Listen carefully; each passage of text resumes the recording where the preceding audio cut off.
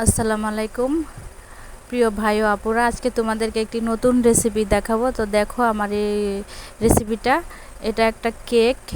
আমরা এটাকে কেক পিঠা বলি, তোমরা এটাকে কে কোন ভাষায় কি বলো জানি না।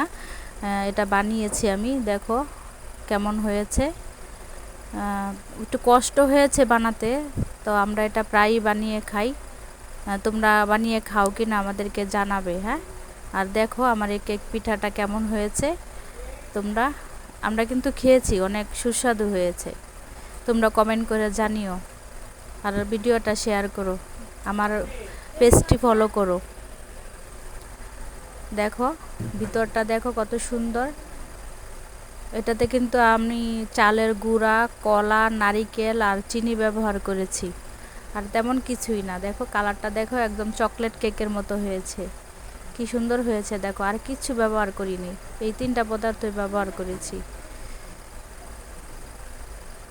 তো ভিডিওটা ভালো লাগলে লাইক, কমেন্ট করবে, শেয়ার করবে। আমাকে ভুলো না, আমাকে সাপোর্ট করবে। আল্লাহ হাফেজ।